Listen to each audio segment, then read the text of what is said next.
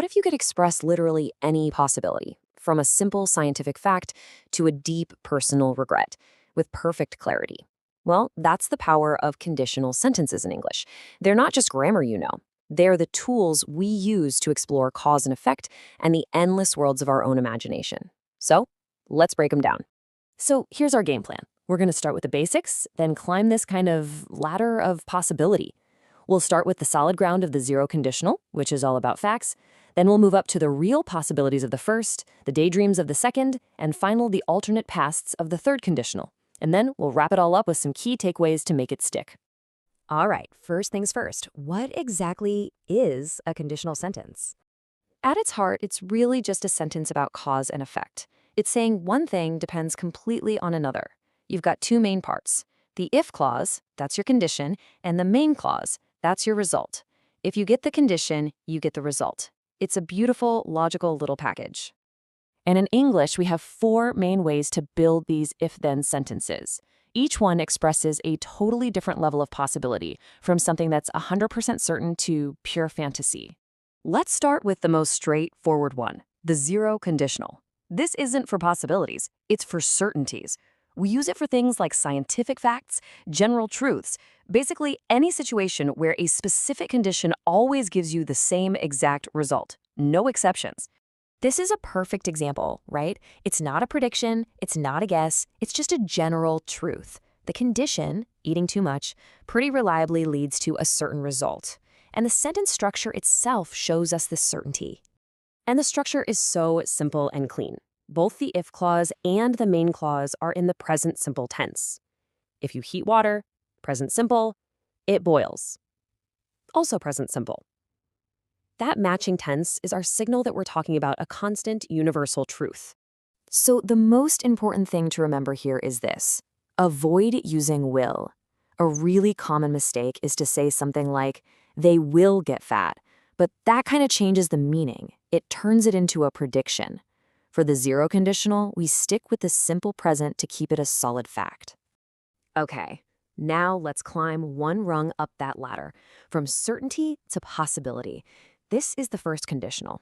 Now we're shifting gears from general facts to specific, real situations in the future and what's likely to happen. See the difference there? If I have time, that's a real possibility for the future. I might have time, I might not. But if that condition happens, the result is pretty likely. I will visit you.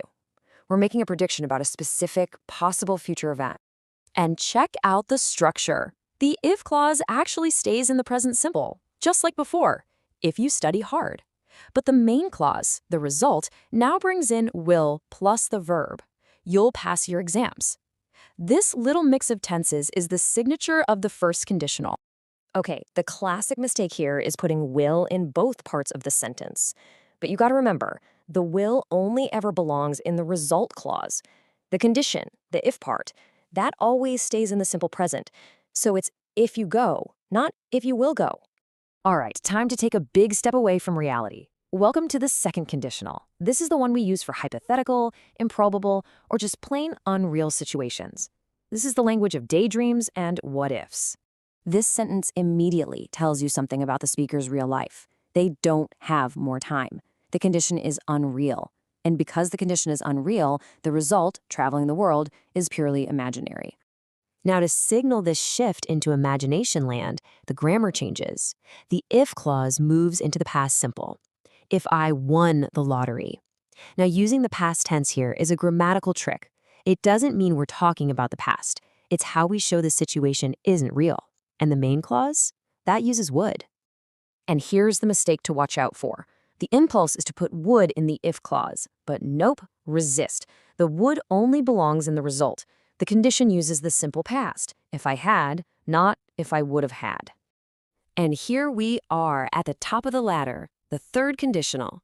This one is all about looking back at the past and imagining a different outcome. It's often called the conditional of regret, because we use it all the time to talk about things we wish had gone differently. Let's break this down. The reality of the past is, I did not have time, and because of that, I did not go to the match. This sentence creates a completely different imaginary past, a past where I did have time, and the different result that would have come from it. The structure here is definitely the most complex, but that makes sense, right? We're talking about complex ideas. The if clause uses the past perfect tense, had studied. This locks the condition into a past that never happened. The main clause then uses would have plus the past participle, like would have passed. And the common error? Well, it follows the exact same pattern we've seen before, trying to put the results structure into the if clause. Just remember, would have is for the results only. The imaginary past condition uses the past perfect. If I had asked. All right, we have covered a lot of ground, so let's bring it all back together and boil it down into a few simple rules that'll help you really master these forms for good. Here they are, the golden rules. And if you look closely, there's really one master rule that covers almost everything. The words that signal a result, like will, would, and would have, they should never, ever show up in the if clause. If you can just remember that one thing, you will avoid 90% of the common mistakes. So, at the end of the day, while we've been talking a lot about grammar, this is about so much more. Mastering conditionals gives your speaking and writing incredible nuance and power. It's the difference between just getting by in English and truly communicating in it, letting you state facts, explore possibilities, and even share your biggest dreams and deepest regrets. And that brings me to a final thought, a question for you. Using the very structure we just talked about, if you had known all of this before today, how would your English have been different? Something to think about.